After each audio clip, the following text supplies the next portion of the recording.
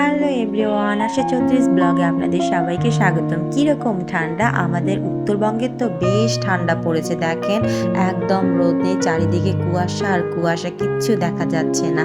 তার মাঝে আমরা মা মেয়ে চলে আসলাম ছাদে। যেহেতু আমরা কয়েকদিন বাসায় ছিলাম না, প্রত্যেকটা গাছে অনেক সবজি হয়েছে, তাই সবজিগুলো তোলার জন্য আমরা মা মেয়ে চলে আসলাম ছাদে। ছাদে এসে দেখতেছি বেশ কয়টা বেগুন হয়েছে, লাউ হয়েছে।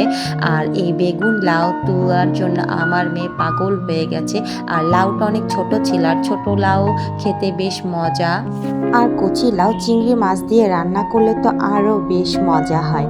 আর এই দিকে আমরা মা মেয়ে মিলে গাছের বেগুন তোলার জন্য ব্যস্ত হয়ে গেছি, কেননা আমার এই বেগুনটা ভাজি করে খেতে বেশ মজা লাগে। আর এই বেগুনটা আমার অনেক বেশি পছন্দ।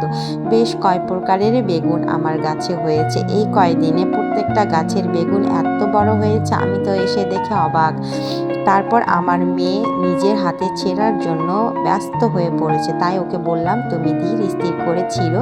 একটা একটা করে ওকে ছিঁড়ে দিচ্ছি, আর ও একদম পাগল হয়ে নাচতেছিল।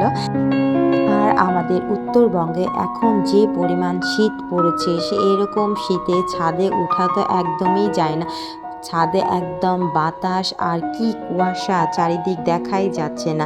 একটা একটা করে ওকে বেগুন ছেড়ে দিচ্ছি, আর সে বেগুন হাতে নিয়ে একদম মশকারা করতেছে ক্যামেরার সামনে, যা আমারও দেখে হাসি পাচ্ছিল। তারপর আমি ওকে বললাম চলো, এখন তো বেগুন নেই, চলো আমরা এখন কাঁচামরিচ ছিঁড়ি। যেহেতু আমরা কালকেই বাসায় আসছি, সেহেতু রান্নার মতো কোনো সবজি ছিল না, তাই ভাবলাম ছাদে যা আছে সেটা দিয়ে কিছু রান্না করা যাক। তাই তো আমরা ছাদে চলে এসে কাঁচামরিচ ছিঁড়তেছিলাম মা মেয়ে মিলে।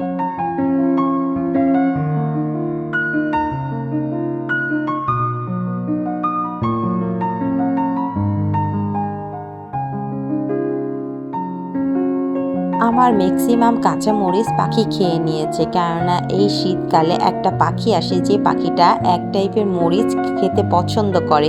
আর আমি যে মরিচটা লাগাইছিলাম সেটাতে একদম ঝাল ছিল না।